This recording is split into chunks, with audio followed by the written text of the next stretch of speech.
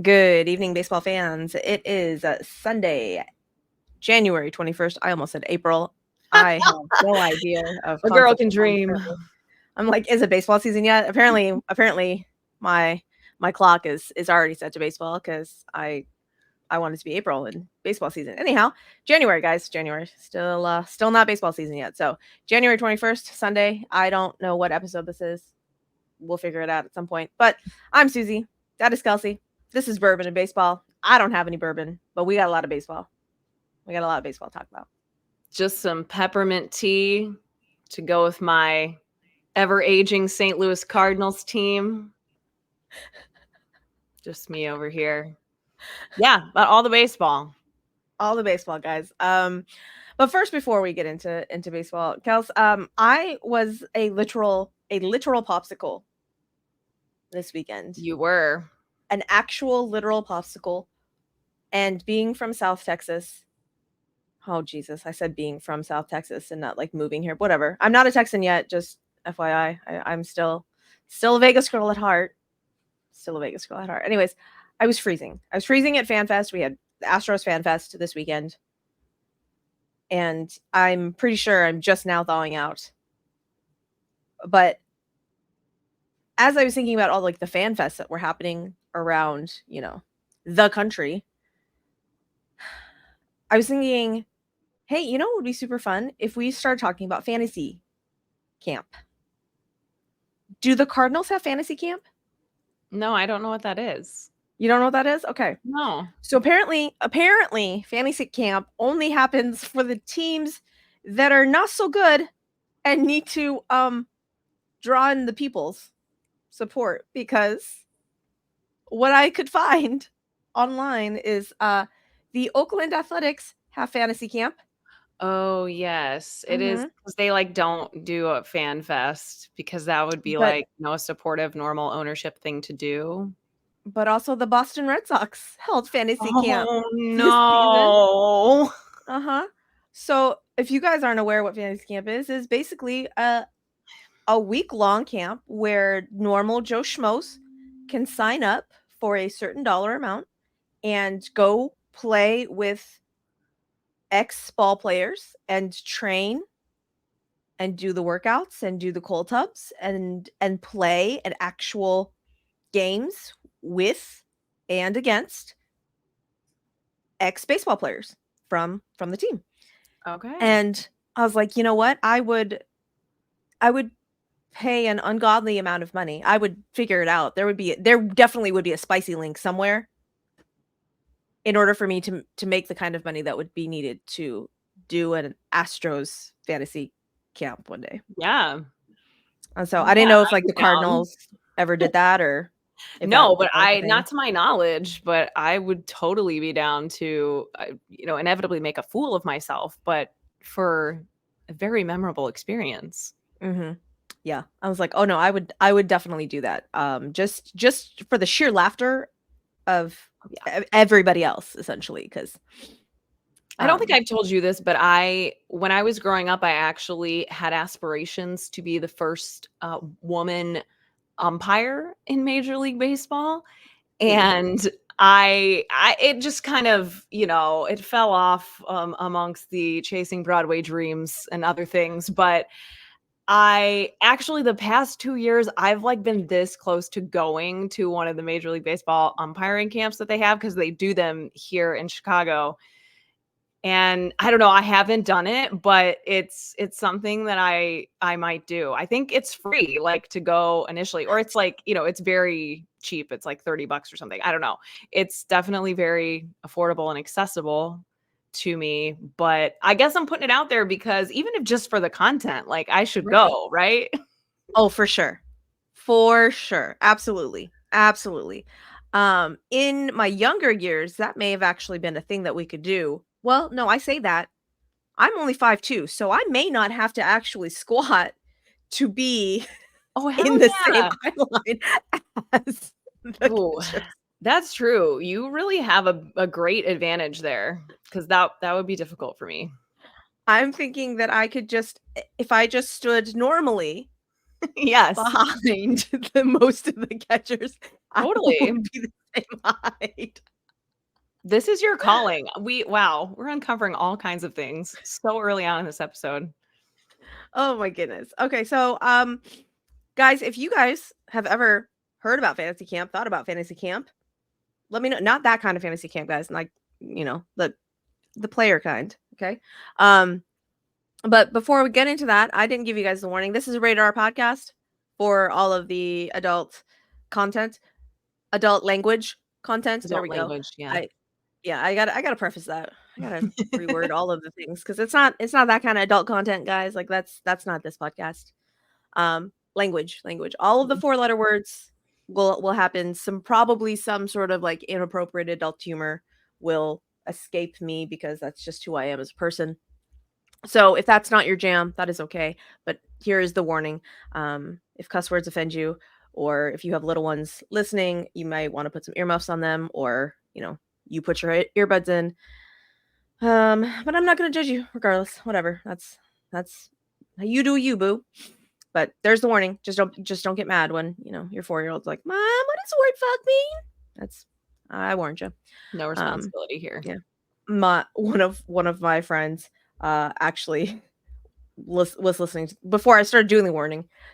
Was listening to the podcast in the car with her children, and the 5-year-old was like, Mom, why does Miss Suzy keep saying fucking?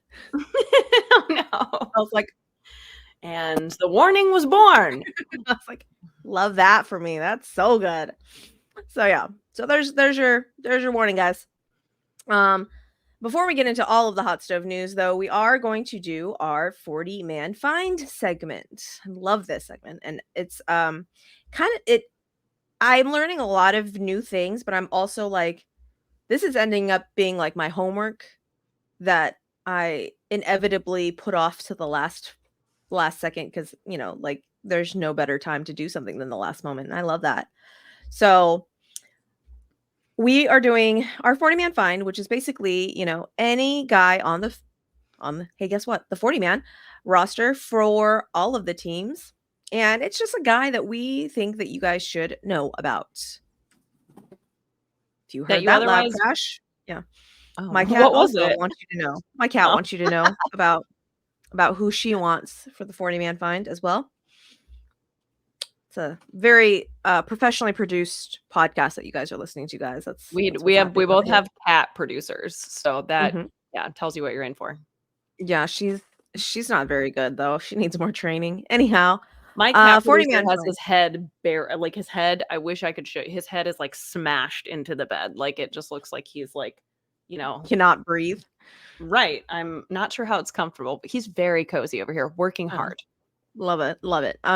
Mine is just causing havoc like cats do. Anyhow, 40-man find, guys. Basically, this is a guy on the 40-man roster that we A, find interesting, B, that we would just think that, hey, he's a cool guy, and we think that we could be buddies with him. And so, if any of these guys, and if their significant other is like, yes, totally go be friends with this female person, go have a drink. In the least non-sexual way ever, because really like 99% of these guys that we're telling you about on the 40-man find, we're just like, hey, we just want to be buddies. Like, unless I get to the Blue Jays for some point, I don't have the AL, but if I get to the Blue Jays, I'm like, Kevin Kiermaier, if you're listening, just saying, for some reason you find mid 40-year-old slightly chubby Asian ladies attractive, hit me up. Just saying, Kevin Kiermaier. But 99% of the guys we just find like very interesting, and we want to tell you about these guys. If you find them interesting or more so, by all means, let us know. Kelsey has the AL. I have the NL. And we're doing these in reverse order of record. So, worst to first. This week, in the AL, we have Detroit, and in the NL, we have the Padres, and we are finally on like winning records. We're finally on winning records. The Padres were 82-80. Yes, and they tied actually with Cincinnati. So just next as week, everyone guys, predicted. Yes. Next week, you'll hear about Cincinnati. So, Kelsey, who was your Detroit Tigers 40-man find?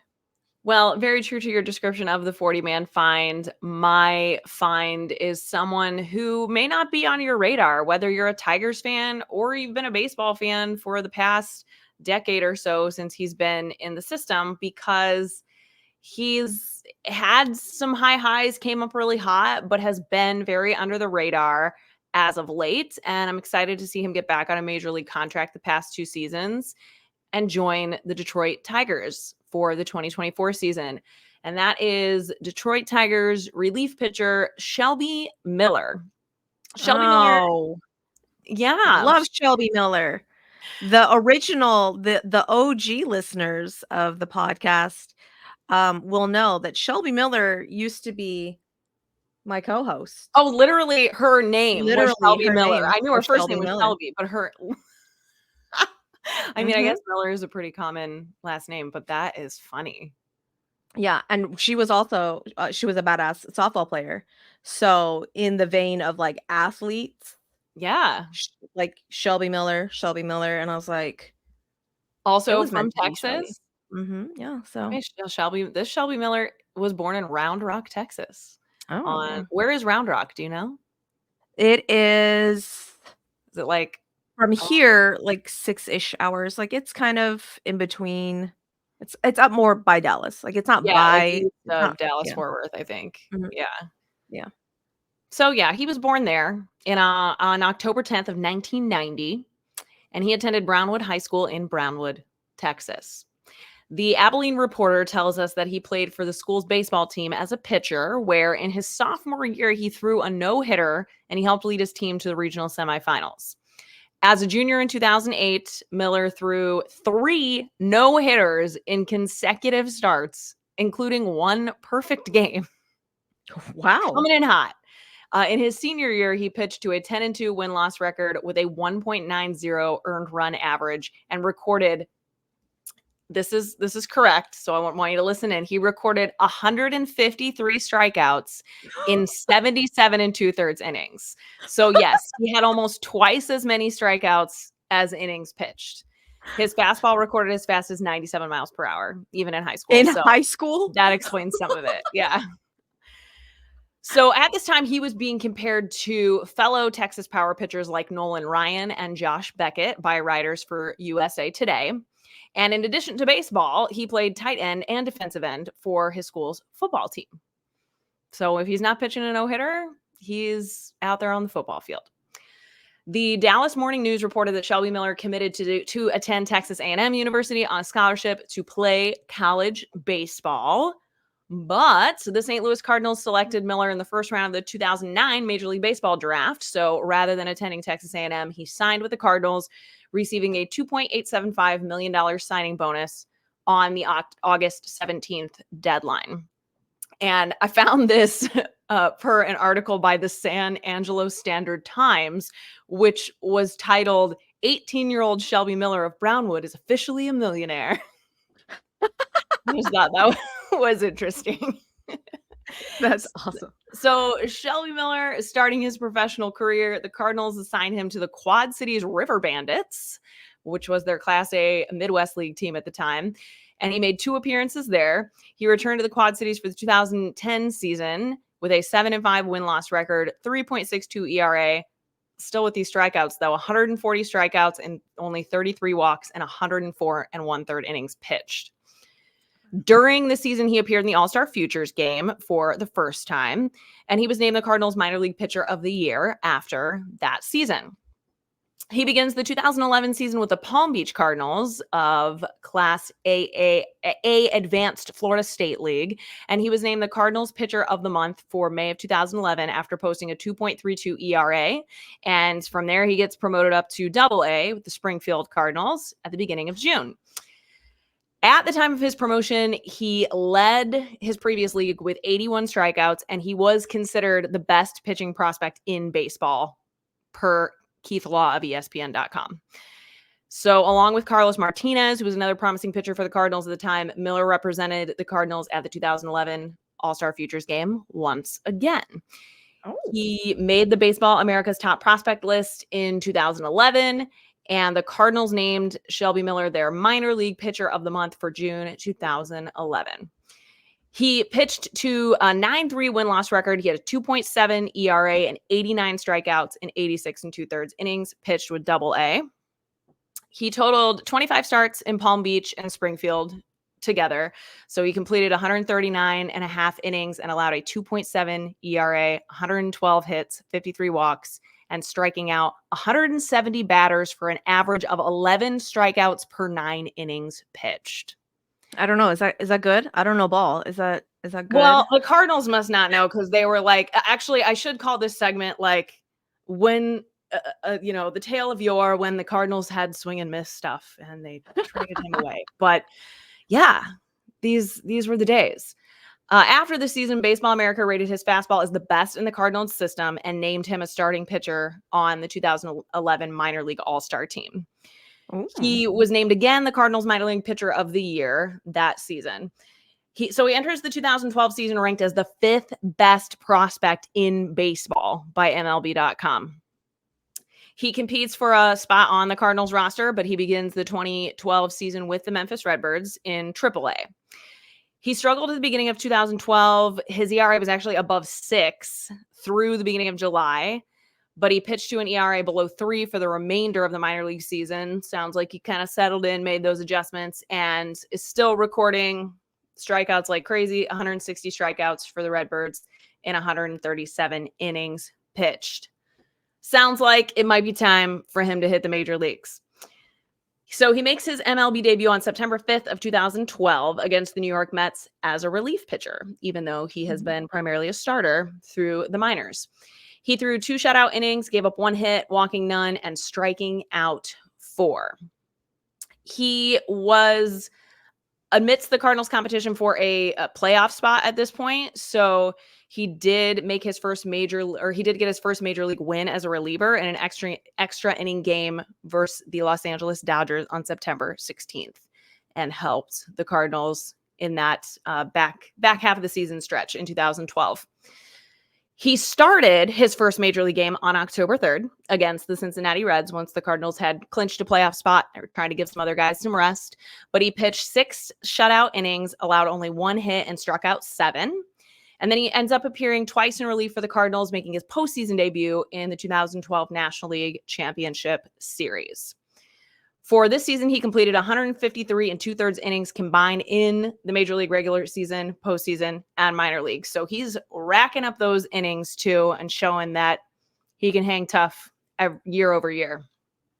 Here's another thing I know you're going to like about Shelby Miller. He made the Cardinals opening day starting rotation for the 2013 season after a spring training competition with Joe Kelly. He beat out Joe Kelly for the final spot in the rotation. Good. Yes. Good job, Shelby Miller. Good job. We love that. Yeah, he threw his first career shutout in a 3-0 win over the Colorado Rockies in May of 2013. And in fact, I still cannot believe this for Shelby Miller. It was almost a perfect game. He allowed a bloop single to Eric Young Jr. to begin the game, to lead off the game. Other than that, he pitched the equivalent of a perfect game by retiring the next 27 batters in a row. Dang. 113 pitches, 84 of them for strikes. He walked none, struck out 13. Wow. A bloop hit. Was that between him and a no-hitter and a perfect game? Insane. That sucks. But he ends his rookie season with 15 wins, tied for 6th in the league, and his 3.06 ERA was 10th in the National League. After the season, Baseball America named Shelby Miller to their all-rookie team as a starting pitcher, and he actually finished 3rd for NL Rookie of the Year voting in 2013. He had some struggles with walks, command, mechanical inconsistencies, and I think I've got something a little bit later on about his pitching style, so you'll see where that becomes pretty problematic for his style of pitching specifically. But first couple of months of the 2014 season, he adds a sinker into his repertoire with the help of Justin Masterson, and he kind of made a comeback when this started against the Toronto Blue Jays. in another complete game shutout. So that was his first of the season, second of his career for a complete game shutout. He takes a no-hitter into the 6th inning, faced 30 total batters by striking out 5, and is like back in the zone by middle of the season there. He finished the season with a 3.74 ERA in 31 games started. He pitched Game 4 of the 2004 NLDS, which the Cardinals won, and Game 4 of the 2014 NLCS, where he came out in the 4th inning and kind of started to lose that command again. This is where I don't know if the Cardinals were like, well, if he can't handle the postseason, then maybe let's trade him away. Who needs pitchers who can strike guys out anyway? So on November 17th of 2014, the Cardinals traded Shelby Miller along with another prospect to the Atlanta Braves in exchange for Jason Hayward and a relief pitcher, Jordan Walden. On May 5th, 2015, Miller threw a complete game shutout in just 99 pitches for the Braves against the Philadelphia Phillies. And 2 starts later, here he is again, 1 out away from throwing a no-hitter against the Miami Marlins at Marlins Park when the pinch hitter Justin Bour singled to break up his no-hit bid. Killer. So he ends up settling for a 2-hit shutout, beats the Marlins 6-0, and he is selected for the All-Star game via the voting ballot. And his ERA at the break was 2.7, which was the 3rd lowest in all of baseball. Yeah. But here's what you're like, how have I not heard of this guy, right? Yeah, because he's still playing. Right. Here's where it starts to get a little iffy. The 2-hitter against the Marlins there would be his last win until his final start of the season on October 4th, where he pitched 8 innings in a shutout effort against his former team, the Cardinals. He actually set a new franchise record for the Atlanta Braves of a winless streak of 24. He had 24 starts without a win. Ooh. The worst part of this is, I don't know if it's the worst part, is he pitched relatively well. 14 of these 24 starts were quality starts. His ERA was 3.83, and he did have a really bad month in September, 7.11 ERA, so that's where like the ERA looks a little iffy. But his run support was 2.3 runs per 9 innings, ranking him 3rd on the list of worst run support compiled since 1957. What? They were like, everyone's like, guys, Shelby's pitching today. We don't have to show up to the park today. Don't worry. We don't have to play. It is like mind-boggling to me. There always seems to be those guys where you're like, why? Yeah. What is it? But he finished the season with 2.6 runs of support per 9 innings, a 6 and 17 record, 3.02 ERA on 173 strikeouts. A run support average of 2.38 overall, which was ranked 10th worst in Major League Baseball history. Rough. And I mean, from there, I feel like it just kind of, he didn't feel like anyone was invested in him. I don't know what it was, but here's where he gets traded to the Diamondbacks. On December 9th, 2015, ESPN reports that the Braves traded Shelby Miller to the Arizona Diamondbacks in exchange for Dansby Swanson and others. Really? Yeah. Unfortunately for Miller and the D-backs, this is one of those trades that has a pretty clear winner. We can say it worked out, at least in the immediate, for one team much better than the other. So following the trade, Miller agreed to a contract worth $4.35 million with the D-backs. And it's interesting to note that the former Cardinals manager, Tony La Russa, is now the president of baseball operations for the Diamondbacks at this time. Fun fact, at least for me. I was not aware of that. Interesting. Before the 2016 season began, Miller was projected to follow the Diamondbacks ace at the time, Zach Greinke, in the rotation. He really struggled at the beginning of the season. He was put on the injured list on May 24th due to a sprained index finger. He comes back in the middle of June, but ultimately he pitches to a 2-9 record, 7.14 ERA through the All-Star break. And the Diamondbacks are like, you got to go to Reno. You got to go play for AAA. Got to send you to the Reno Aces. He was recalled towards the end of the season, August 31st, to start against the Giants, and he finishes the season with a 3-12 record, 6.15 ERA, pitches 101 innings in 20 starts. And the writing is on the wall here, right? Like something is Right. off with Shelby Miller. So it's the beginning of the 2017 season, and Shelby Miller, he needs Tommy John. It's probably been wearing on him for a while now, considering the track record, the quick downfall that we saw here. So he comes back in mid-June of 2018 for just 4 starts before he's back on the injured list after being out for, over a year with Tommy John, with right elbow inflammation for the rest of the season. And timing is really not a friend to Shelby Miller, because he had such great promise, such an exciting start.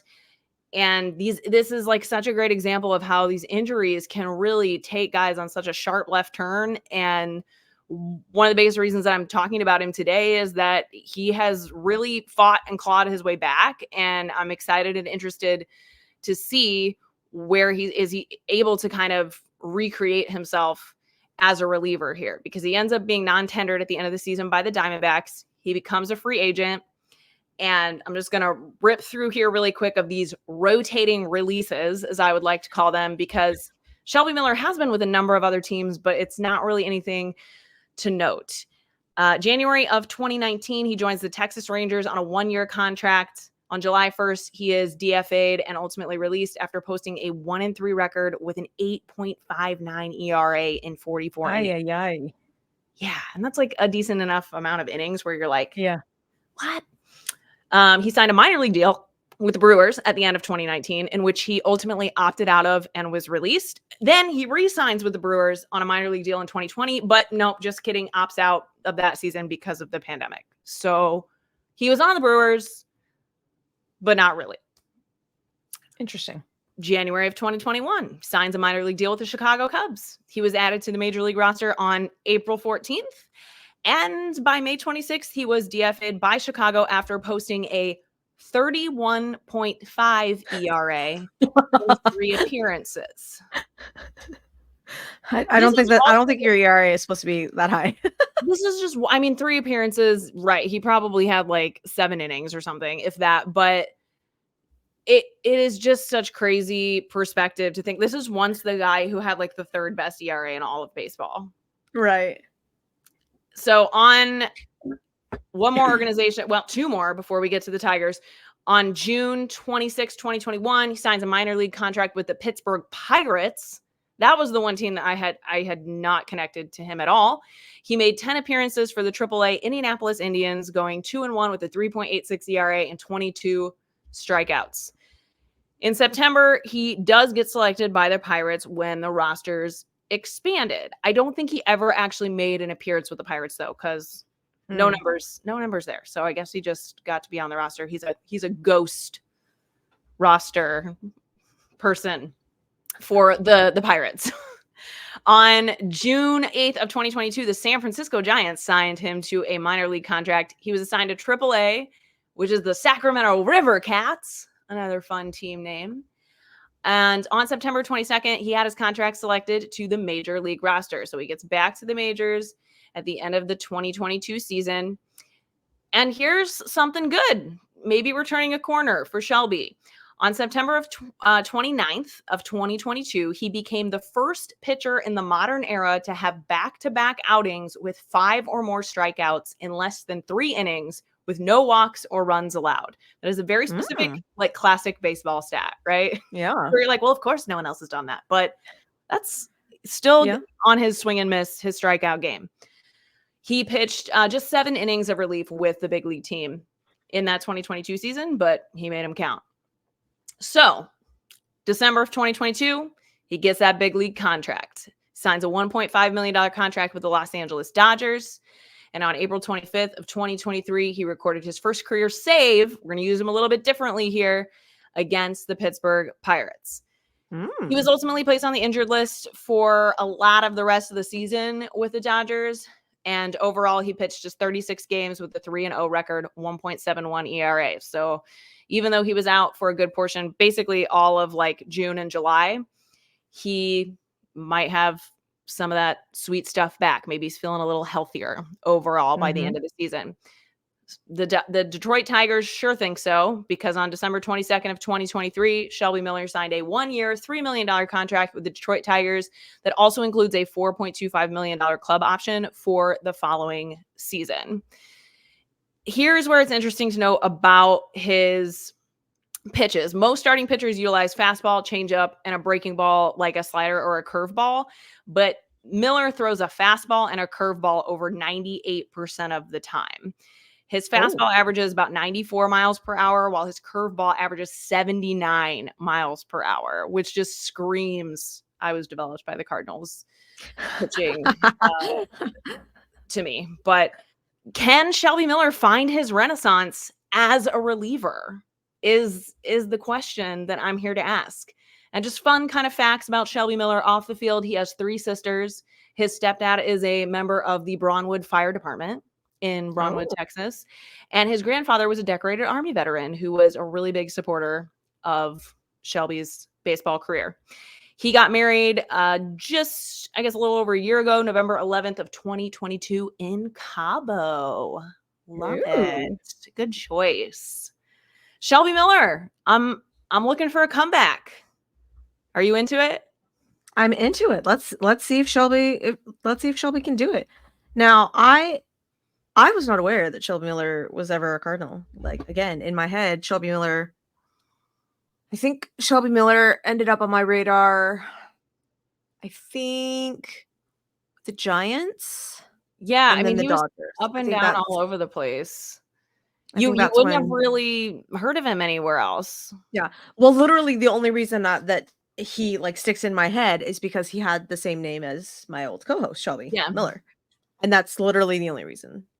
Like, because, you got to be really in the game of baseball when you know the relief, like the middle inning relievers for other teams. Like that's when you know that you were a baseball fan. That's really true. I interviewed a Cleveland Guardians fan earlier for I'm going through like all the teams on Peace, Love, and Baseball and highlighting fans and writers of the teams. And she was like, I met my favorite player at FanFest.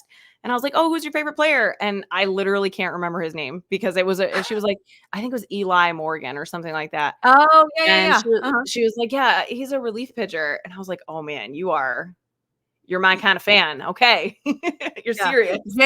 James Karinchak, here we come. Like, that's so funny. Yeah. Like, but yeah, as really a Cardinals fan, I was like, where has Shelby Miller been? So it was really kind of sad / interesting for me to find out. But he's had a pretty long career though. I mean, like well, and he's worked through some shit. So the fact that he's stuck with it and he's never been without a contract season over season, even if it's a minor league contract. So good for him. Way to stick with it. Good on you, Shelby Miller. We love that. So good luck on the Detroit in 2024. Tigers. Yeah. We're rooting for you.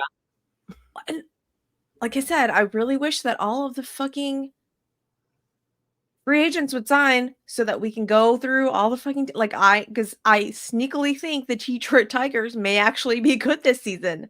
So I'm like, can we get everybody signed? Can we get roster set? Because pitchers and catchers report in less than a fucking month here, people. Like, let's go.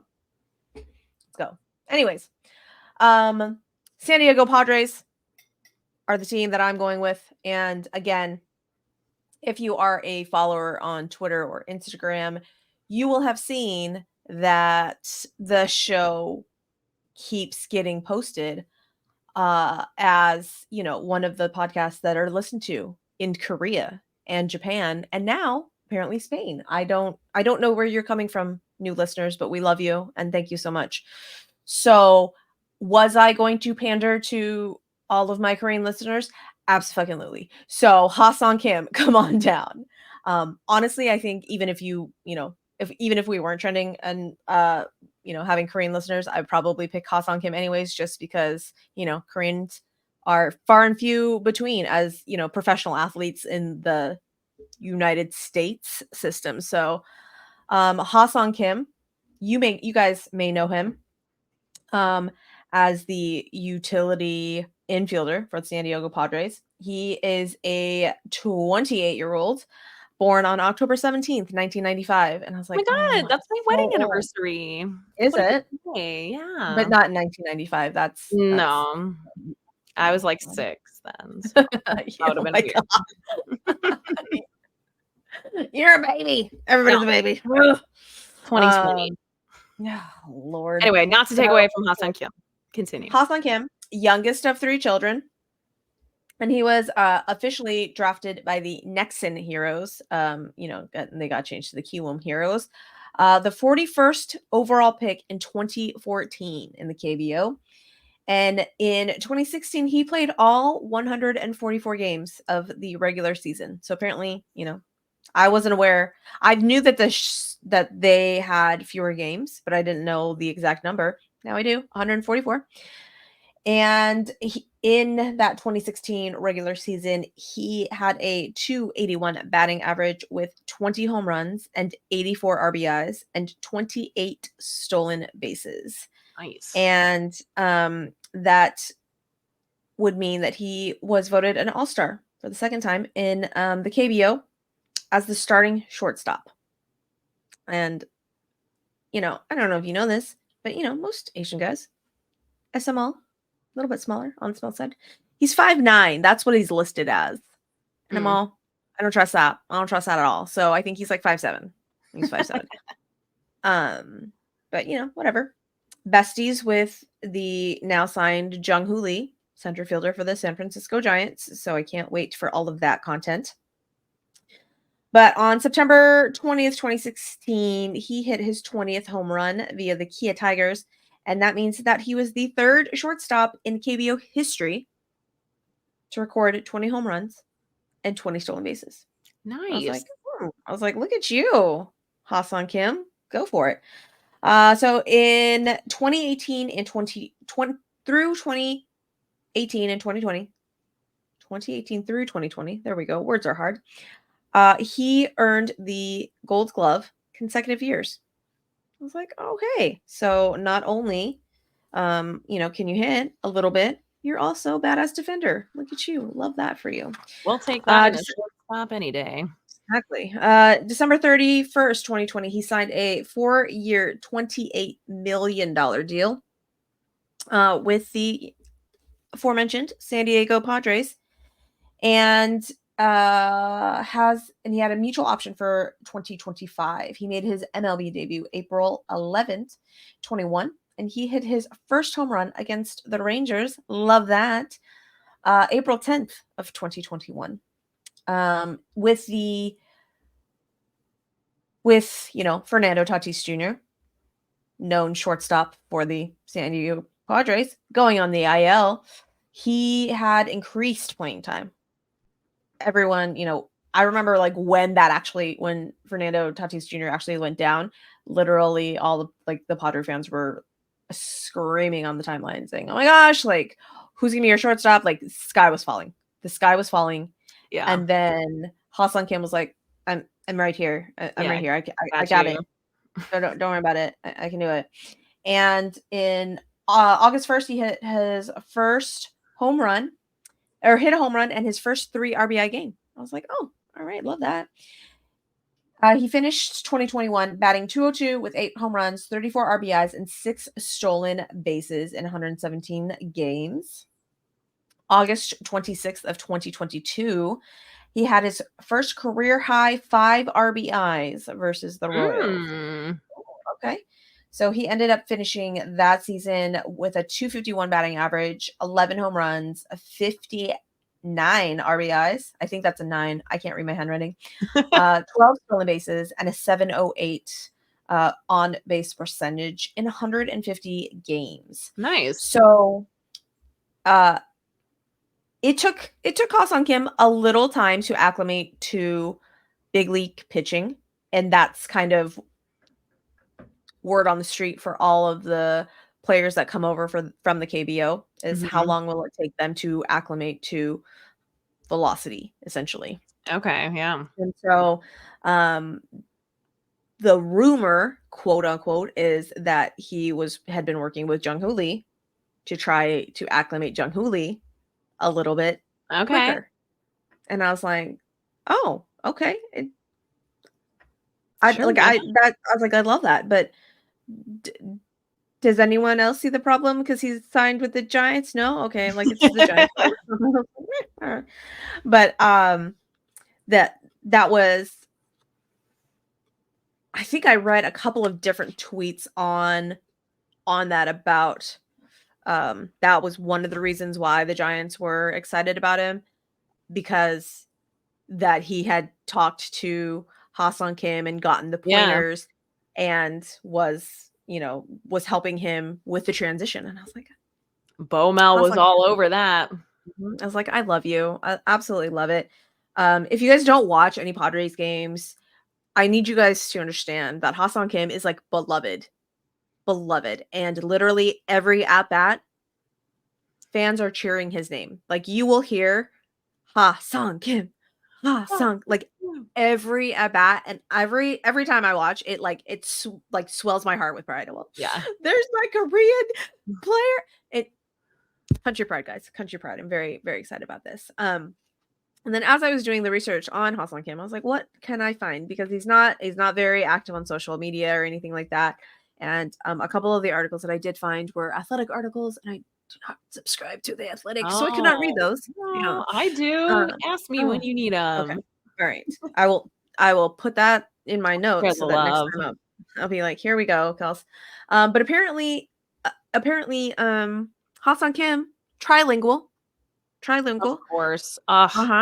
Yeah, because of course he knows more Spanish than English and does all his shit talking in Spanish. Shut up. Oh my God, I love that. And the Padres clubhouse fucking loves that. Yes. And so I'm like, I need video evidence of this. Like, I need to hear Ha-Sung Kim speaking Spanish. Like, I need to breathe. That's how badly I need to hear this. So if any of you know of any like TikTok videos or any like, I don't know, secret interviews that he had done, I need to hear Ha-Sung Kim. Padres media, if you're listening, this is your goal. Yeah. This is your mission. If you should choose to accept it. Yeah. So Padres fans, if you know, please put it in the comments, DM me a link, tweet at me, do anything, because I need to know this. So yeah, I'm super excited to see where Ha-Sung Kim like ends up, because like I said, he has been beloved on the Padres. Won the Util Gold Glove this past season.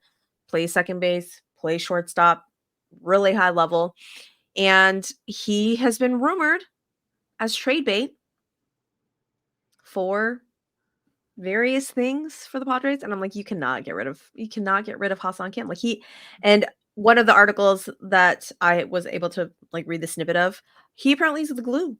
Like, he is the glue in the clubhouse. Like, he is that. And I was like, I love Ha-Sung Kim. He's a really good call out, because they have so many massive superstars on that roster right now. But he is such an integral part, especially over the past couple seasons when shit hit the fan with some of those biggest stars. And he just was, he's one of those guys, just like Tommy Edman, that I'm just like, we do not appreciate them enough. Yeah, I was like, I need everyone to give Ha-Sung Kim some love, because like literally, and then when, Fernando Tatis and the whole steroid thing and suspension, Ha-Sung Kim filled in admirably. Yeah. And then, when he was coming back, they're like, well, is Fernando Tatis Jr. going to be this shortstop again? Or, there was like that whole drama, and then they're like, no, we're going to put him back in right field. And, and Ha-Sung Kim has been there. And so I selfishly was like, can we trade for Ha-Sung Kim? Like, I don't know where he would go. But I want him. He's one of those guys that you make a spot for if it makes any kind of sense. Because who can't use a player like that? The Cardinals have two players like that, and everyone was talking about how one or the other had to go, but no, there's so many different ways to use them, and you cannot have enough players like that, in my opinion. So you hold on to them when you find them. Well, apparently the Astros have the poor man Ha-Seong Kim. We have Mauricio Dubon. Oh, yes. Like, Well, I'm like, I love he's DB. younger I too, do. right? Yeah. Yeah. But I'm like, but I want Ha-Seong Kim. I'm just saying, like, we don't have any Asians on our team ever. Like, I think the last one we had was before baseball Suzy. Ugh, And so I need one on the team. I need one on the team. So that's it was fair. Hank For Conger you. was our like one Asian Korean guy that we had on the team. And I was like, It's been a I need while. one now. Yeah. So anyways, so there's your 40-man fine.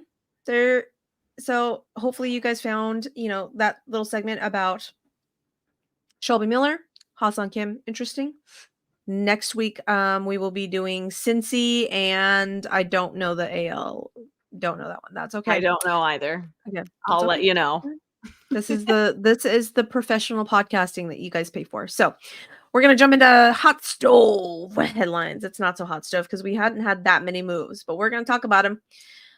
I know you're very excited about this first one though, Kels. I You're very am. excited. This is now a John Brebbia podcast. I don't know that we're going to talk about much else from here on out because I'm about to make Suzy a John Brebbia stan. Okay, little- I will tell you that honestly, I don't have a fucking clue who this guy is. Oh Like, my God. not a clue. Okay. Well, there's not nearly enough time, even if this entire episode was exclusively about John Brebbia, for me to tell you all of the different weird, wonderful reasons that you should love him. But first and foremost, he is a character. Like, there's so much random social media content around John Brebbia. He is every media personnel's dream because he will give you the most ridiculous sound bites. He's down to like film the silliest content. I shared on Twitter with you earlier of spring training of, oh man, I think it was like 2016 or something with the Cardinals. 2019 maybe. Okay, yes, I guess it was a little more recently when we had like Platinum Blonde Yachty, and it's Valentine's Day and everyone is just reported to spring training and he's handing out roses to his teammates. He goes out and hands out roses to some fans, and he just has like the most dry but somehow also sincere sense of humor. And anyway, the video clip that I shared with you, 2019. So the video clip I shared with you, he hands 4 roses to Yadi Molina for number 4. And then he's like, now I got to go find Adam Wainwright and hand him about 50 of these. Adam Wainwright, 50. So that was just one example that I was able to find pretty quickly of like typical John Brebbia content. But here is the thing that is going to sell you, Suzy, on John Brebbia for life. John Brebbia was drafted by the New York Yankees in 2011. He was released by the New York Yankees into December of 2013. He just, made some brief appearances throughout their minor league system. He was released by them, and then he goes to play in the independent professional baseball league, where he starts a tradition that he carries on to this day. He felt so stifled by having to shave because of the Yankees that now he shaves one time a year at the first day of the off season. He shaves, and he shows up relatively clean shaven at spring training. And by the end of the season, he has like the biggest, thickest, craziest beard ever that like he only trims just a little bit, he says, around his mouth so that he can eat more comfortably. So this is hilarious for a number of reasons. None other than he always has like a headshot, his headshot that is taken is clean shaven, like baby face John Brebbia. And then by the end of the season, he looks completely unrecognizable on the field. You're like, that's so the guy. But there's this article that I think a Giants writer did where they interviewed him about it. And he specifically says, independent baseball was the first time I had fun playing again since I had been drafted. So he's like throwing major shade at the Yankees without being a dick about it. It's amazing. He says, it wasn't political. It was purely a bunch of people that loved the game, that wanted to play and wanted to get back to affiliated ball. I just started doing it there. And when I got signed out of indie ball, I was like, I'm going to keep this going. It's a nice reminder of having fun because, that's kind of the point. The money is really cool, but it's also great to love your job and enjoy doing it. So I think John Brebbia just stepped up as the full-on anti-Yankee, and the fact that he is still doing it 2013, over 10 years later, this is going to be his 11th season going in to doing this, clean shaven once a year, letting the beard grow like crazy. And this year he's going to be doing it at guaranteed rate with the Chicago White Sox. They have signed John Brebbia to a 1-year contract, $5.5 million of guaranteed money. And I couldn't be happier because I'm here in Chicago and I get to see my guy John Brebbia again. That's hysterical. Well, I mean, if he's as good of a guy as you say he is, like, He's the best. Chicago White Sox vibes rebuild, because exactly. I mean, you got into that. You got Paul DeJong, you got Maldi in there, like Brett Phillips. I know he's on a minor league deal, but still, all the vibes. Jake Woodford, all the vibes. Building it from within. Joey Votto, top it off. Let's go. Let's go, Joey Votto. I would love that. Anyways, yeah, so he gets a $4 million base salary for 2024 with a mutual option of $6 million. And my screen went out, so I can no longer read this. Take it away, Kels. Yeah, mutual option of $6 million in 2025. That would include a $1.5 million buyout. So up to $1 million in incentives are also available when he hits a 45 appearance threshold. He has also been one of the relievers to make the most appearances year over year too. He's a super solid guy. I think it was in 2022 he led the league in relief appearances with 76. So he's going to get out there and do it for you. He has been used as if you're pitching for the Giants, you're down to clown. You're going to do whatever they want you to do. So he was an opener. He was a middle reliever, setup man, posted a 3.83 ERA over 134 appearances and 124 2/3 innings, 6.7 walk rate, and a 23% K rate. So he's always got, I believe his strikeout to walk ratio is 3-1. So, and that's very consistent as well for him. So I'm guessing he's going to be used the same way in Chicago, you think? I think so. Yeah. So they were thinking that he wasn't going to be kind of penned into that setup man role, strictly as a setup man. Kind of in the same like vein of like Reynaldo Lopez. They're just gonna they're gonna see what they got. So hopefully John Brebbia can kick it up, and Chicago White Sox will have all of the vibes. We'll have all of the vibes this next season. Yeah, White Sox, you can get him to do some commercials or something. Like, he's your guy. That would be hysterical. I would love that. So, also, can I make a confession? Yeah. My last confession about John Brebbia is I love being here with you, but my dream is to host a baseball show with John Brebbia. That is my life goal. It used to be to play Mama Rose and Gypsy, but right now, if I had the opportunity to play Mama Rose and Gypsy, or I got the opportunity to host a baseball show with John Brebbia, I would have a really hard time choosing, and that says a lot if you know anything about me. So, okay, well, I won't hold that against you. I won't hold that against you, Kelsey, that you want to host another baseball show with somebody else, because from all of the things that you're telling me about John Brebbia, I think that he would be the only person that I would give my blessing on and be like, okay, Kels, like, you get it. I hold no ill will. Go do the things, because I won't hold it against you, but now I'm sure he's got at least a few more years of solid playing time, but once you're done, it's all about the fun. John Brebbia, I'm here for you. Okay, so really what you're telling me is that like Adam Wainwright getting a contract as a Fox broadcaster, like we need to roll that over into having some sort of baseball show, like Kelsey, John Brebbia, and Wayno, and then it would be the best vibes baseball podcast ever. Yeah, we probably would need some Adam Wainwright like dad energy to keep us in check. So that's actually a really good assessment. Okay, well, goals, we're gonna put that out there, and we've put that out there into the universe now, so we're gonna speak it into existence. People, speak it into existence. If we're speaking things into existence, Kevin Kierma. No, I'm just kidding. We did already put that out there too, so you never know. Right, my husband's like, I'm right here, Suzy. I'm like, yeah. But have you seen Kevin Kiermaier in baseball pants? Like, I'm just saying. But no. So, we're gonna move on. Yeah, the Angels did something.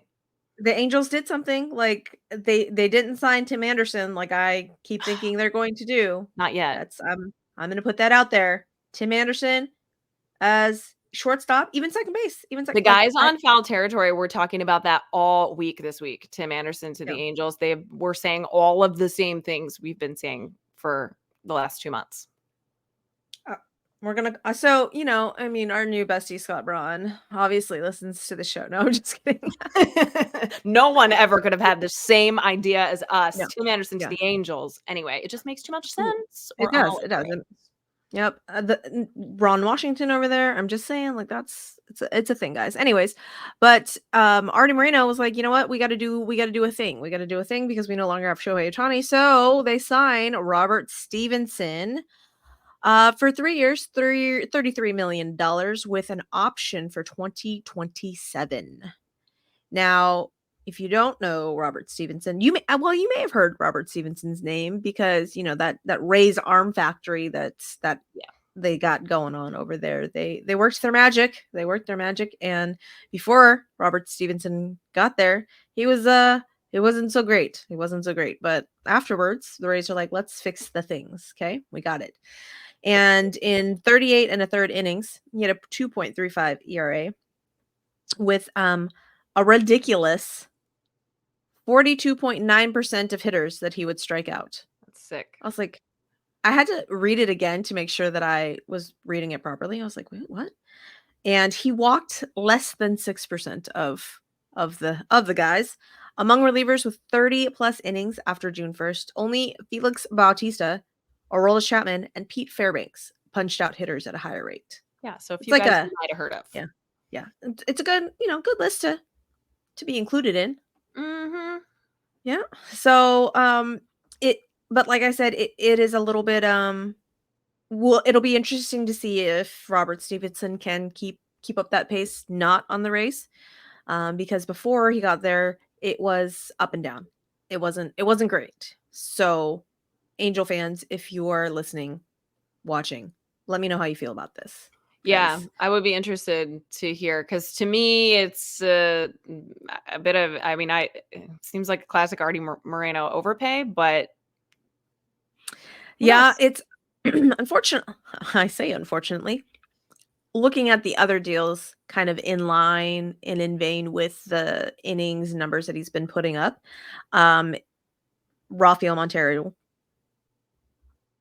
Taylor Rogers, one of the Rogers brothers, got kind of a similar deal. Okay. So again, it's kind of in that same threshold of numbers and years and whatnot. So, but yeah, it's interesting to see, that for half a season, essentially, like he turned it around and he got paid. So, like, good on you, Robert Stevenson. Hopefully you can maintain that for the Angels. So we'll see. But let's go back to the Cardinals, Kels, because this is now a Astros Cardinals podcast. Who did the Cardinals bring back for all the vibes? Well, the biggest free agent signing of the week was none other than Matt Carpenter, who you might say, didn't he get traded from the Padres to the Braves? And then he got released by the Braves because they're going to pay him like whatever amount of his salary they took off from the Padres just to, like, I don't know, acquire someone else and get rid of him and send who knows off to Alex Anthopoulos Island. Yes, that absolutely all did happen. But the St. Louis Cardinals said, Matty Carp, you're 38 years old. And our fans, you know what they love more than a World Series ring? They love paying to see old players finish strong with their team. Matty Carp, we're going to pay you league minimum, and we are going to make so much money off of the Matty Carp bobbleheads and the announcing Matt Carpenter again at opening day. Surefire sellout. Oh, they are going to make so much more than $740,000 off of signing Matt Carpenter. So Cardinals fans, I know you might hate it. I know you might say he's holding a roster spot for another solid relief pitcher, or everyone's worried he's taking Alec Burleson's spot on the roster, but I say to you, it's good business, and you know what? he is going to be a leader, a good voice in the clubhouse. You can't argue with that. And if that's what the Cardinals deem appropriate and important, I'm going to fall for it every time. Take my money, John Mozeliak. I will be there to see Matty Carp. Um, I'm like and being now, exploited. I know it. And I'm here for it. so this is Stockholm syndrome. Is what you're telling It me? is. Yes. Absolutely. Yes. It Oh, is not healthy. That is for sure. and Brainwashing, classic conditioning, perhaps even franchise Stockholm syndrome. I cannot help so it, but damn it, DeWitts, take my money. well, and and I'll ask you here what I asked on social media. Um, but what position will he play, Oh, Kels? Like, okay. I have to quote one of my favorite Cardinals writers here. Actually, I can't take credit for this because that is a very good question. And there's really Brendan Schaefer answered this perfectly. He's a Cardinals writer for KMOV. Matt Carpenter is bench and veteran leadership with possible side effects of Cardinals devil magic. That is his official title and role for 2024. love that. I love that. You know what? Hey, what I mean, there are worse ways to spend $750,000. Like Way that's worse. That's what I'm okay. saying. It's really not. It has nothing to do with the money. If anything, like I could see Cardinals fans getting a little worked up again about the roster spot, but to that I just say that he is not taking the spot of someone who's going to be a difference maker one way or another. And if for some reason that's really what it comes down to, then like they'll do what needs to be done. So just let millennial nostalgia continue to bankroll the Cardinals. Just Love allow it. that. Sit back and let it happen because it's Oh happening my whether or not you goodness. like it. I love it. I absolutely love it. Yeah. So, um, vibes is essentially why Matt Yes, Carpenter got signed. it Is is. vibes. It is. And You that know? is the messaging from the front Yeah. office 100%. And if you listen to the episode of Peace, Love, and Baseball that I did in April of 2023, like 2 weeks into the season, I said the vibes are off. Vibes matter. Culture matters. And John Mozeliak listened. So really, you can blame me if you're that upset about it, Cardinals fans. I'm right That's here. hysterical. Love it. So, yeah, I am trying to think because in my head, when I think of Matt Carpenter, I still think Matt Carpenter with the Ned Flanders mustache Yes. with the Yankees. Yes. Oh And then God. Have you I was like, seen have you seen when he was in Mexico City with the Padres? It's a TikTok video. It's like a 10-second clip. It's what you're like, wait, you saw a TikTok video? Yes, this is how good it is. It's like one of the only TikTok videos I've ever seen. And it's of Matt Carpenter like dancing in a cowboy hat with his mustache in Mexico City. Have you seen it? no, I've Okay, not. I'm gonna send it to you. You can throw it in the show Okay. notes. It's amazing. But yes, Okay. Matt Carpenter with the stash on the Yankees. Okay. So, like I said, in my head, that's still what he has. And I was like, did he have that on the Padres? And I think he did. You did. So now I ask you, though, when he returns to St. Louis, will he forego the stash and bring back the bushy beard? Suzy with the hard-hitting questions here. That is really it. I'm not sure. There was a lot of great questions posed to him at the presser. I don't think that was one of them. So next time we got to get you in the room. Guys, these are the questions that need answered. Like, we don't care about what position he plays or how much money he gets. I don't care about any of that. I need He to signed for know the vibes. grooming habits of Matt Carpenter. Oh, goodness. I love doing this show. This is awesome. But moving on to another guy that may or may not have some facial hair. Blue Jays signed Yariel Rodriguez. 4 years, $32 million. And there was a number of clubs in on Yariel Rodriguez, but apparently they were only in on him as a relief pitcher. And Blue Jays Oh, said, guess what?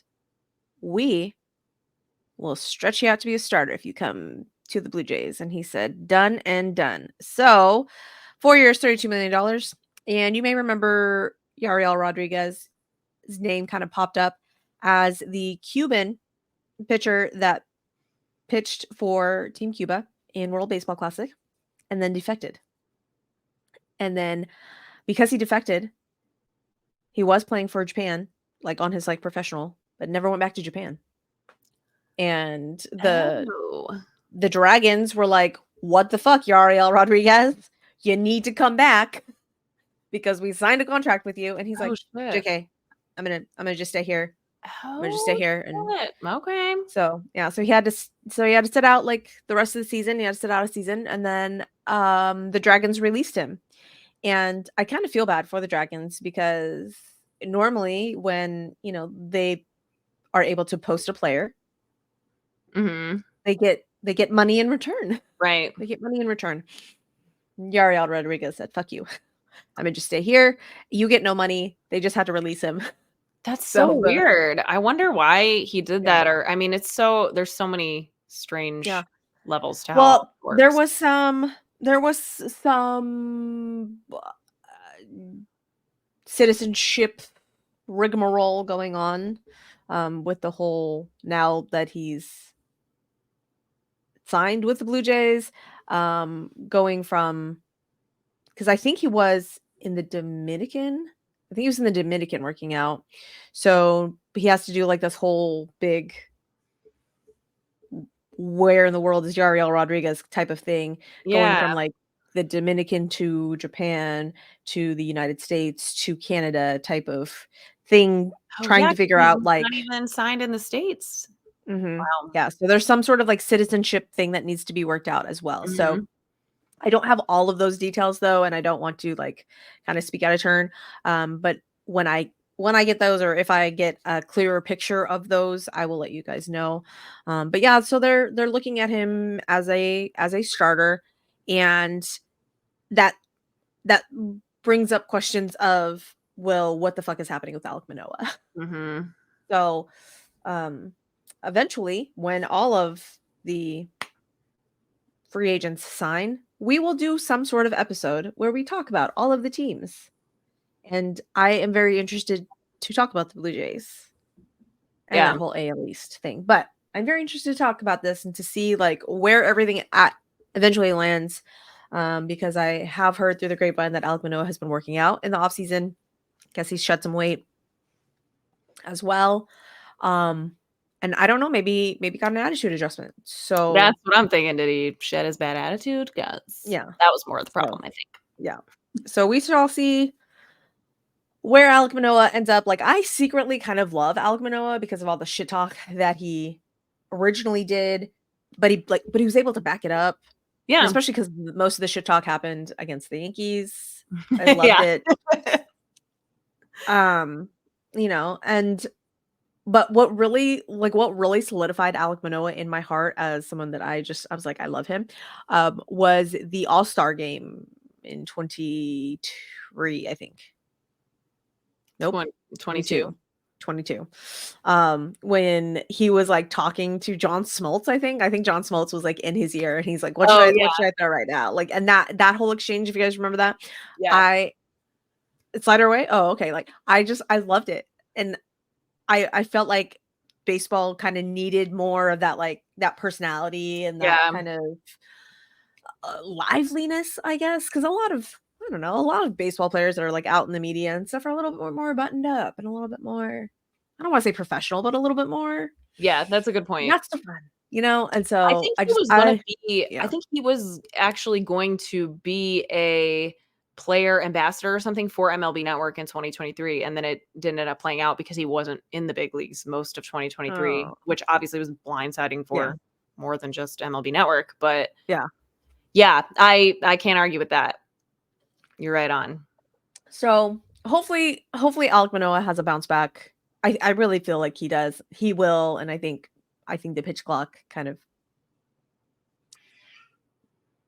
did not help him and hindered him. Yeah, you never know. Like Shelby Miller, case in point, you can be lights out spot on one season, Yeah. and then some little tiny thing gets out of whack, and yeah, there's just as much a shot that he's going to come back and be as successful as anyone.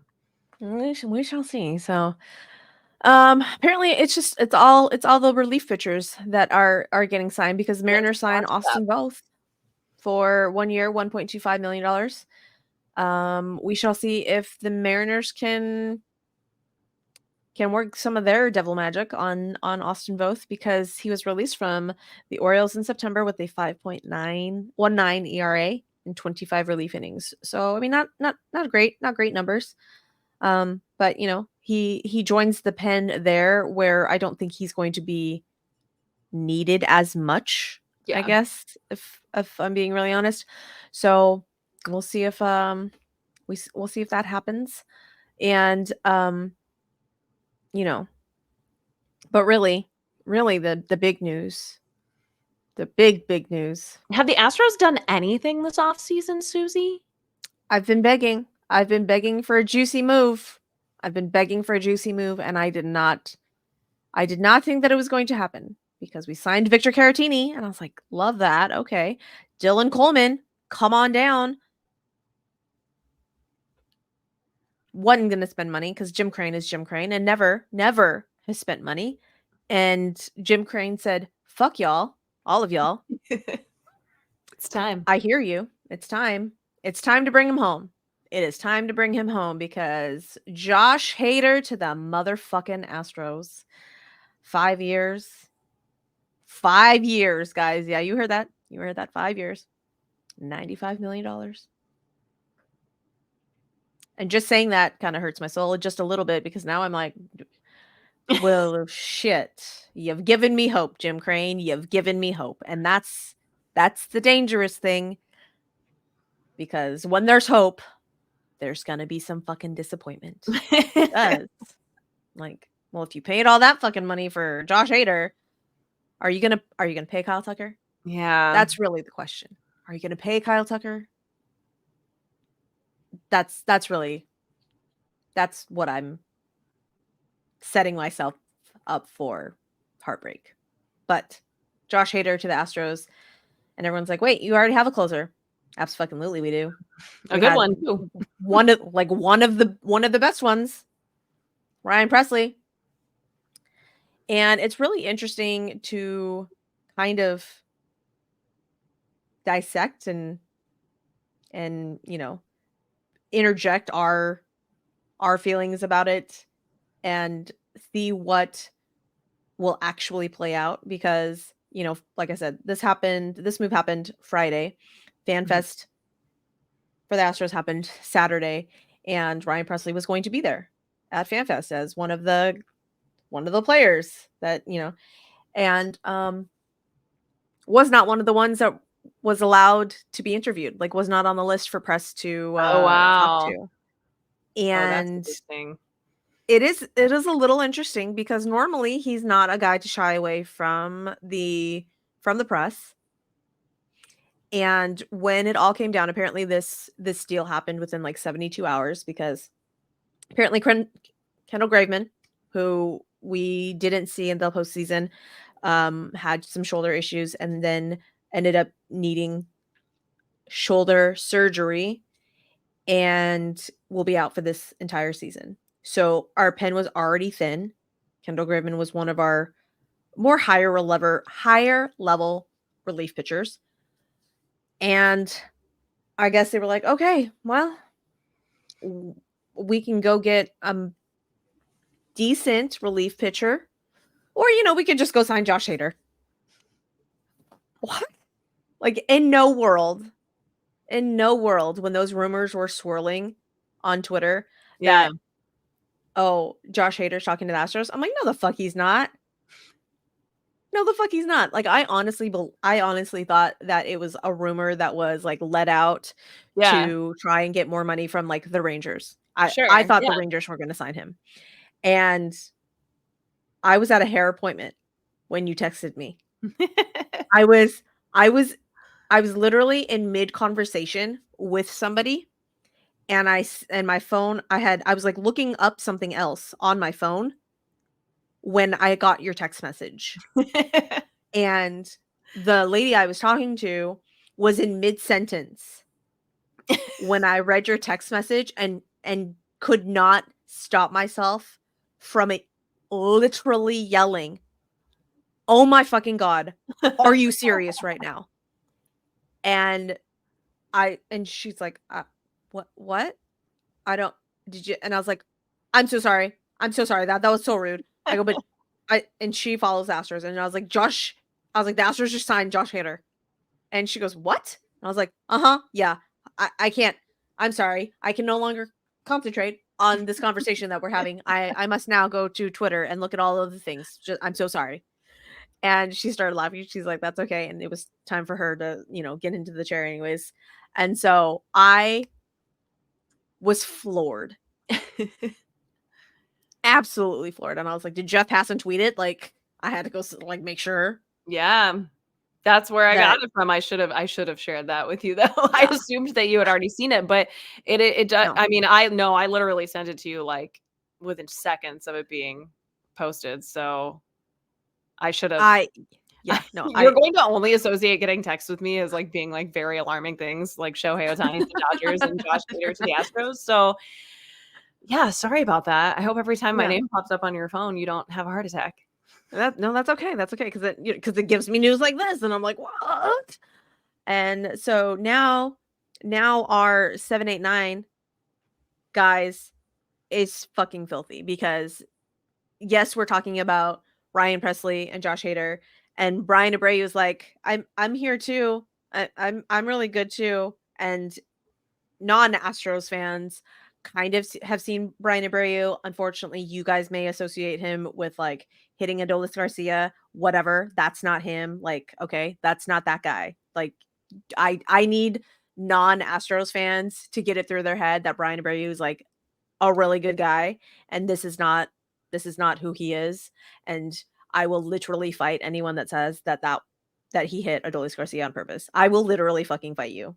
Okay, and I say that on the show a lot of times, but I actually mean it this time. Okay, like legitimately will fight you if you come at me about Brian Abreu, because I will throw hands for Brian Abreu. Like he is one of the most underrated badass motherfuckers that will ever throw a ball. And I kind of love that, like, he was really good in 2018. Excuse me, in 2019. And then COVID happened and that whole thing. And his 2020 season sucked. He was not the same pitcher. And Strami, like when we still had Brent Strom, like talked to him and was like, "You need to get your shit together." And front office was talking about trading him, and Brent Strom was like, "Absolutely not. You are not allowed to just trade Brian Abreu." Like he went to war for Brian Abreu, and made front office not trade Brian Abreu. So thank you, Brent Strom, for going to bat for Brian Abreu, because they were like, "Look at his numbers. Like yeah, the underlying stuff is good, blah blah blah, but like look at his," and Strami was like, "Absolutely not. You will not touch Brian Abreu. He's gonna get back." And in the offseason, in between 21 and 22, he like worked out, got his mind right essentially, because he kind of had that attitude of like, "Oh, well, I'm young and I throw fire, like I throw gas. I'm good. I don't really have to work." And then that 2020 season happened. And he's like, "Oh, just kidding. I could be expendable. Oh, let me work hard." And his whole mindset changed, and he has been absolute fire for us in the back end of our bullpen. And honestly, before this whole Josh Hader thing, I was thinking that this is this next season is Ryan Presley's last season with us, like on his contract. And so I was thinking in my head that, all right, well, Brian Abreu will be our next closer, because Yeah, he's that's what I had thought too. absolutely, like that. And but now I'm like, well, just kidding. Brian Abreu is not going to. He's just going to be the most elite setup guy, fucking ever. But like now he's pushed to the 7th inning, because while we all love Ryan Presley, we did not pay $95 million for Josh Hader not to be the closer. Like, No. and it kind of makes me sad. Like it kind of really makes me sad and like kind of like hurt feelings for Ryan Presley, because Ryan Yeah. Presley's like, what the fuck, bro? Do you not see what I've just done for the last 4 seasons?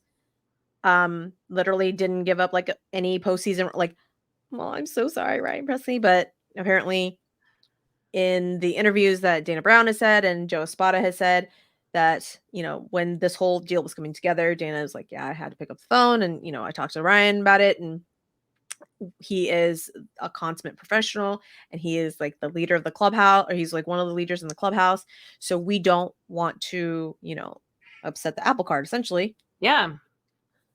And he said that he and Joe Espada both said that he's all in, and, Hater coming in, he knows is going to be good for the team, but he's still a human being. Like, that's got to sting just a little bit, but I think I think Press is that good of a teammate that he realizes like that, all right, so I'm not the quote unquote closer.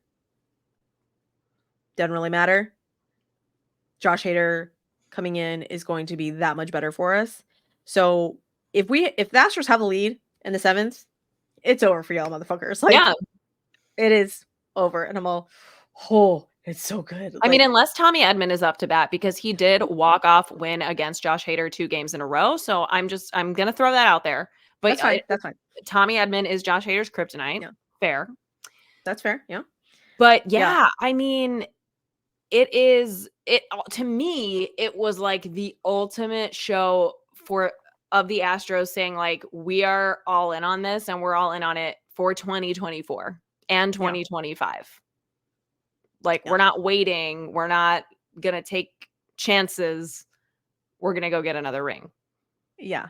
And so I'm like, oh, all right. Like, that's in my head, I really, really want them to have co-closers. I want Ryan Presley and Josh Hader to be co-closers. And like, I don't know, because really Ryan Presley is not great on the second night, back-to-back nights. Yeah. He's not great. Especially if, well, no, I take that back. He is more nerve-wracking on the second night, especially if on the first night he had to pitch like more than 15 pitches. Mm-hmm.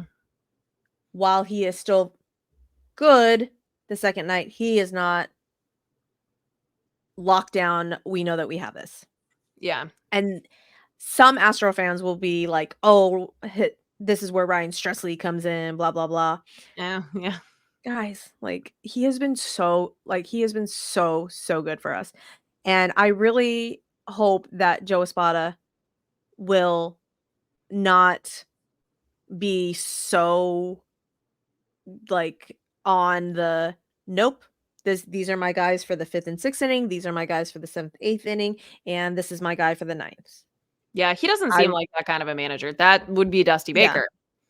Yeah. But on the other side of the same token, like, I'm so sick of hearing all this shit talk about Josh Hader, like, not being willing to throw 2 innings or whatever, like he only gets 3 outs.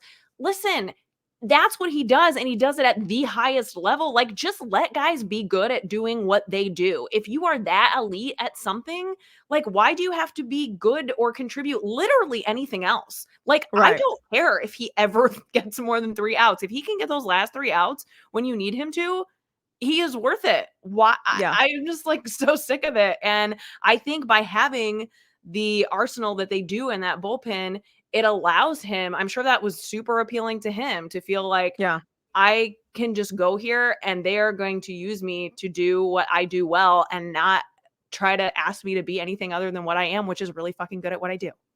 Yeah. Well, and so I'm like, because I think Ryan Presley has been used for more than 3 outs twice, I think, in the entire time that I have watched. None of those kinds of pitchers are good at that. Ryan Well, Helsley said it too. I mean, like, I think really the only guy that I can think that has like wipeout stuff that does multi-inning saves is like Emmanuel Clase. Like Yeah. really and truly. Closer Maybe for the Devin Williams Guardians. here and Yeah. there. Yeah. I mean, but really, truly, like Ryan Presley, it's 3 outs, and that's really all Ryan Presley. And so I'm like, you know what? Like back-to-back nights, I would love it if like Ryan Presley didn't have to pitch back-to-back nights. If like one night Ryan Presley closed out a game and then the next night Josh Hader closed out a game. Yeah. And then everyone gets like ample rest because, you know, Ryan Presley's like 34 years old. And then everyone is better because everyone is more Yep. well rested and not having to be overworked. Yep. But the things that I'm reading, Joe Espada has been saying that, you know, he likes defined roles. And I'm like, that doesn't sound great, but we'll see. We'll see. And he Espada didn't fully come out and say that, you know, that Josh Hader is the closer. You know, he's like, you know, we're gonna get to spring training and we're gonna talk about it and blah blah blah, and we'll see. So, but again, like the writing is on the wall, guys. Like again, we're not gonna spend $95 million on an elite setup guy. We have Brian Abreu. But if the Astros bullpen lives up to what they can do stuff wise, the Astros bullpen, and I say this with like no actual like shit talking behind it, like actual facts, the Astros bullpen may be one of the fucking filthiest things in the entire league.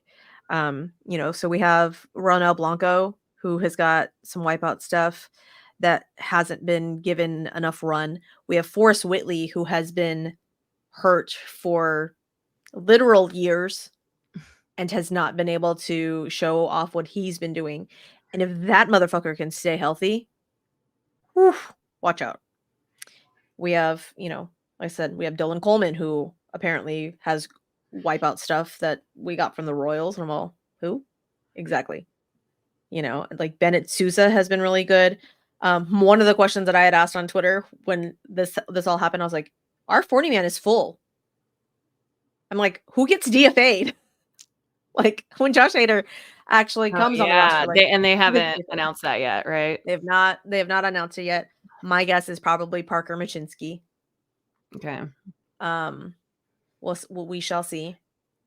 But I don't know. Well, because some of the other names in that bullpen, and we have 43 starting pitchers, and it's not. I don't know who's gonna actually be in the rotation. They might actually throw Hunter Brown back in the bullpen and not be the fourth guy. But then we have like JP France and Jose Urquidy, which either one of those has been our you know, fifth starter. We have Seth Martinez and Brandon Belak, who are our kind of like middle reliever, like long guys.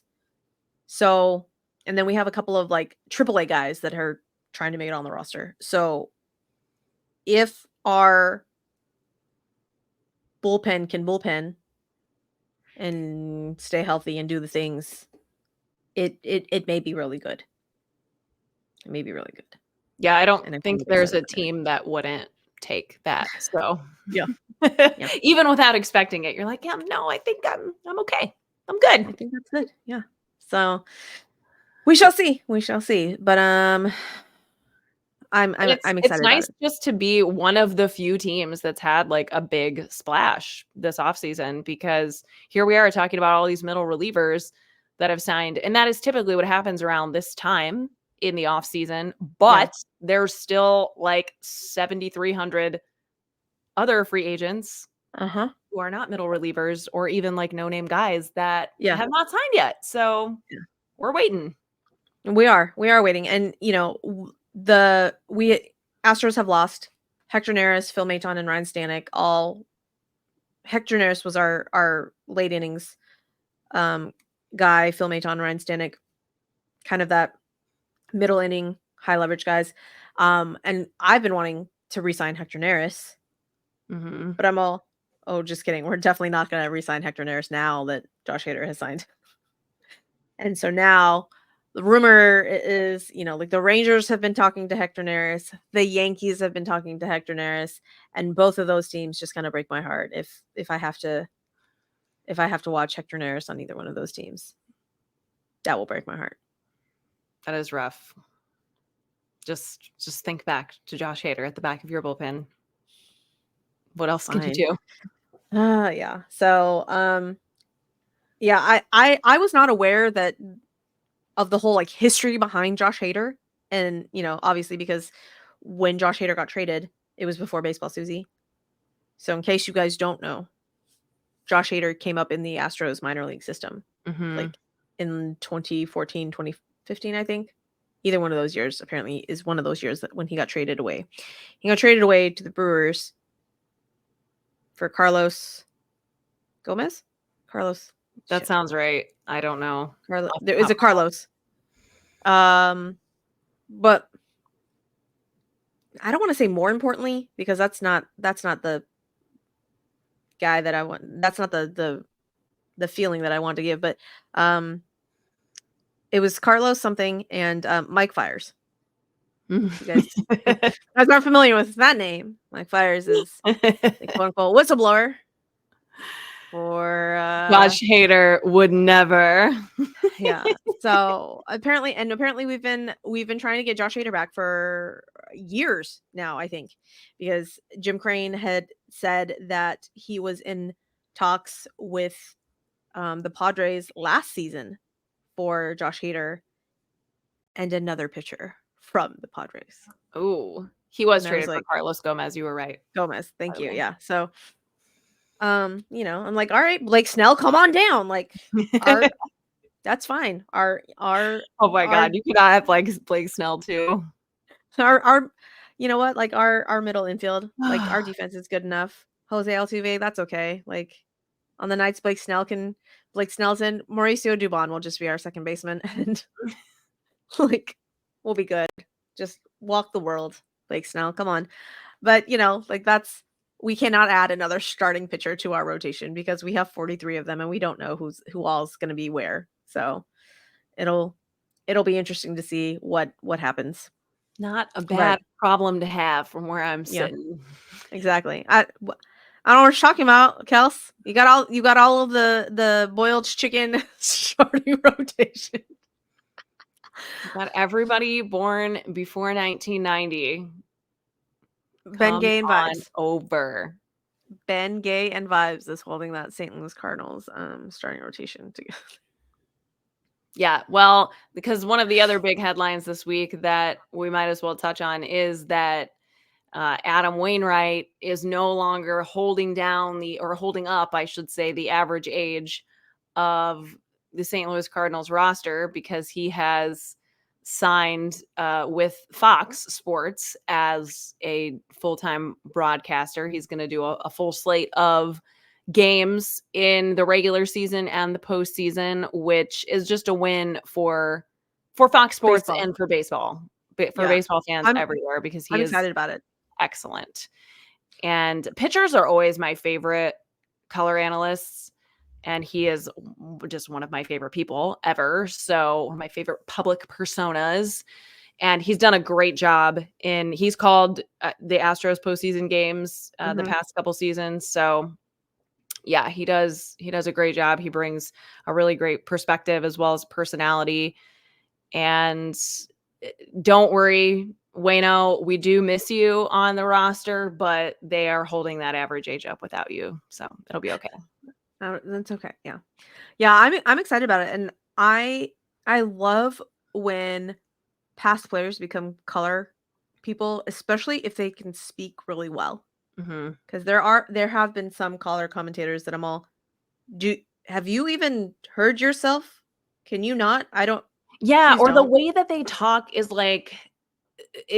maybe very like clubhousey kind of talk. Like I can see it being something that maybe if you were talking as a coach to another player might be more impactful or like sensical, but it's not digestible to the majority of fans. And yeah, that is not Adam Wainwright. He's on our level. He's talking straight to us, to the people. Yeah, I love Wayno. So that'll be really fun to see. So I think that's it. I think we're gonna wrap it up. Kels, where can the peoples find you? Well, you can find me on Twitter at kbirdtweets. That's KBURD tweets. And I'm on Instagram at peace.love.baseball. My weekly podcast, Peace, Love, and Baseball, comes out on Tuesdays. But I'm always here weekly on Bourbon and Baseball as well. Suzy, Yep. where can they find you / us? Right. They can find us on Twitter, Bourbon in B-Ball, and Instagram, Bourbon and Baseball Pod. Tell all your friends. Tell all your friends. We would love that. Because again, like I said, if you missed it earlier in the show, Korea, Japan, Spain has entered the chat. All of you fine listeners overseas, I don't know how, when, where you're finding the podcast. Apparently you are, because we have been charting on the Apple Podcast charts over there, and we love that. United States, I need you to get on board. Yeah, I don't know where y'all are at, but I need you guys to get on board. So please leave us a 5-star rating on Spotify and Apple. Give us any reviews. We would love that. Come talk to us. I'd love that. Hit subscribe on YouTube. It's a big red button somewhere. I don't know. Tell all your friends. We would appreciate that, because that enables us to do the content for free longer. So, hopefully at some point in time, John Brebbia and Kelsey do a baseball show and let me come on at some point in time. Get it here while you can. Yeah. That's all I'm saying. But I think that's it. And with that, we will say good night and yay, baseball. I'm going to hit and record now.